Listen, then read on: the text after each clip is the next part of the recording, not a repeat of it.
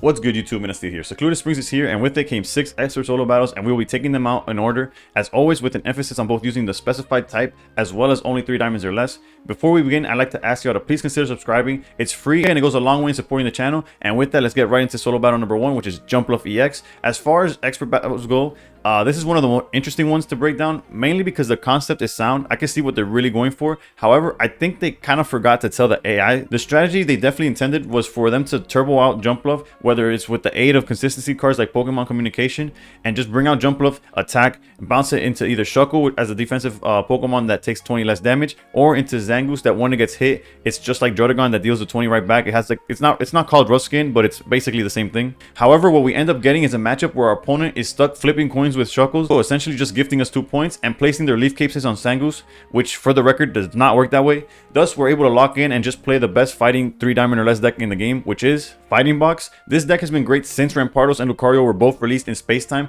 and continues to function 7 sets later, and it's the perfect example of if it ain't broke, don't fix it. The only real addition I made to this deck that could fall as like not standard is the one Guzma, but that's simply to counter any properly placed tools, which make getting the knockouts a little more tedious. Getting rid of that 30 HP from Leaf Cape goes a long way in finishing this faster than if they had it, I guess. Ultimately, we hit way too hard and fast while they are way too slow and weak. Thus, if you use this list as well as watch the gameplay for examples of proper sequencing, you should be done with this battle in no time. With that, if you've watched up to this point, I'd urge you once again to please consider subscribing so you don't miss the rest of the solo battles as they come out. As always, thank you for watching, and above all else, stay pro. Alright, we get to go first. Not necessarily ideal, but there is some hands that do well with going first. I wouldn't say this is one of them, but alright, we do have to... Yeah, okay, so they're going to be able to attack with that Shuckle rather quickly.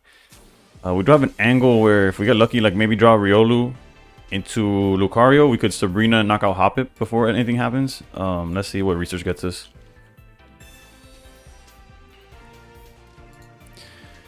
Yeah, not looking too good, which is... doesn't say much about the deck, but it's okay. Trust. Okay, they're going heavy on the Shuckle here.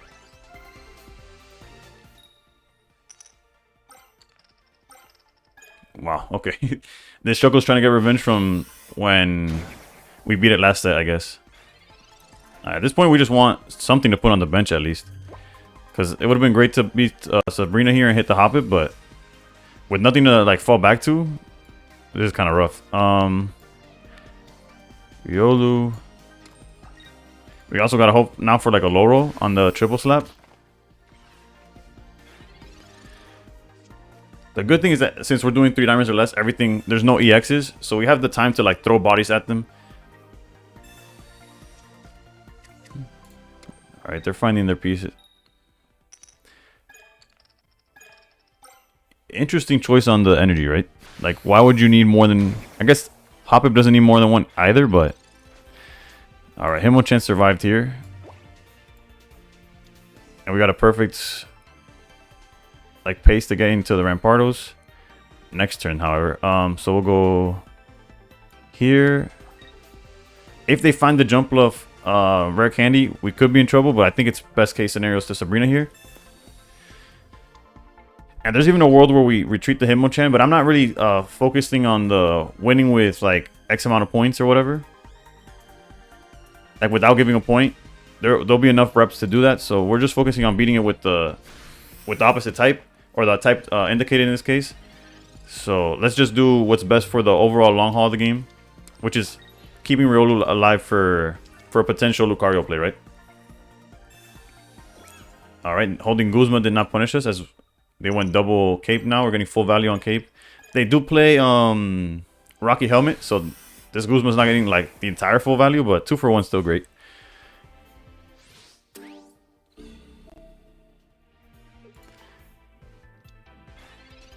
Alright. Let's go Guzma.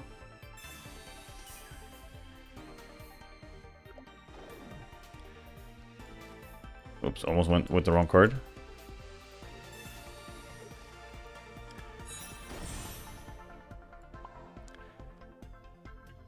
Yeah, now best case scenario, they have like the Jumpluff. The most they could hit for is 90. So Rampardos is safe here. And knowing them, they'll probably go Zangoose forward. And that's just the end of the game. Shuckle being EX obviously gives us 2 points. And it's safe to say that it worked out perfectly here.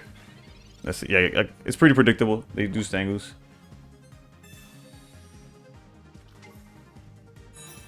They did find the Jumpluff, however. That's kind of cool. They don't play X-Speed or nothing. That's why I'm just like double checking the list.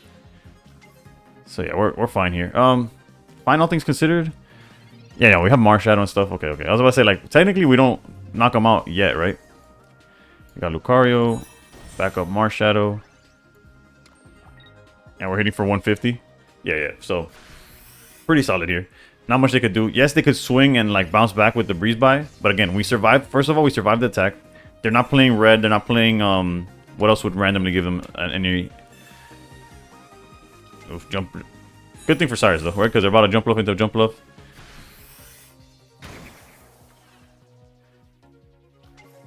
And technically, if you want to like preserve Rampardos from getting knocked out, we could swap it into any of these. And not even, right? Like we wouldn't be able to. We could swap it into. Actually, it doesn't matter. Let's just go for the win.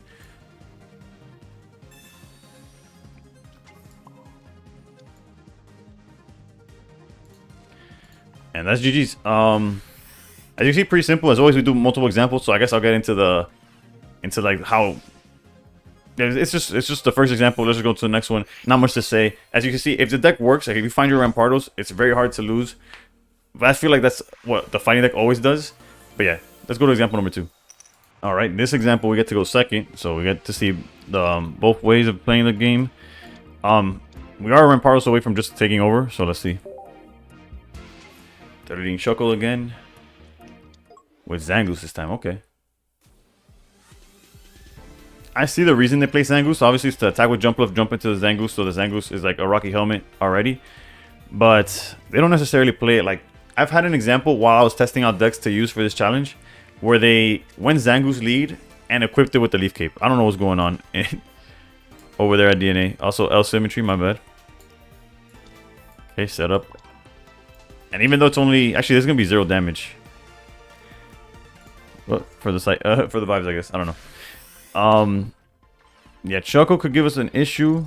But I guess realistically, I could have like... I don't know. There's not much of an issue with how we played it there. I think we're fine. Obviously, if this goes like triple heads, then we're like obviously behind, but even better. Triple tails. Let's go. Okay, so now we could set up Marshadow technically. Or, let's see what research gets us. We might be able to go straight into Rampardos here.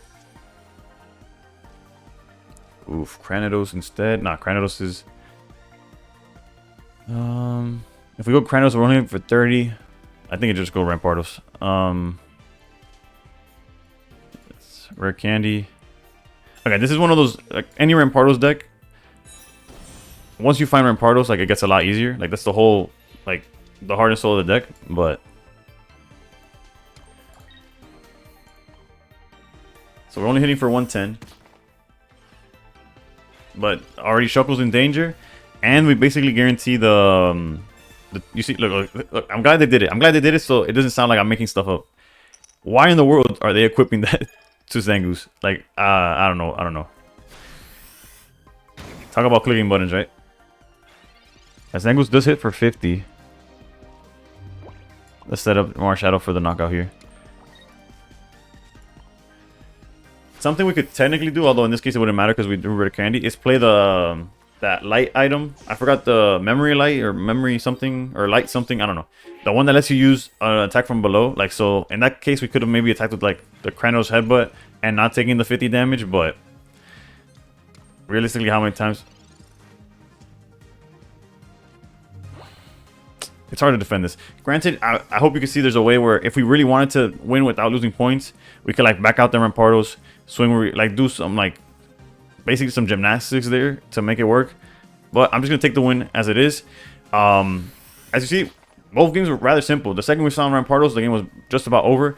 The power level is honestly not the hardest like grass deck that we've had to deal with. And although on paper Jumpluff is very strong, like being able to swing, jump into Zangoose, Shuckles is not defensive enough in my opinion, and Zangoose, I don't think they know what they're doing with Zangoose, if I'm being honest. Regardless, I hope you enjoyed it. This is just the first of 6 solo battles that came out with Secluded Springs. I will try to pump them out as fast as I can. I already have like at least 4 of the 6 decks pretty much figured out.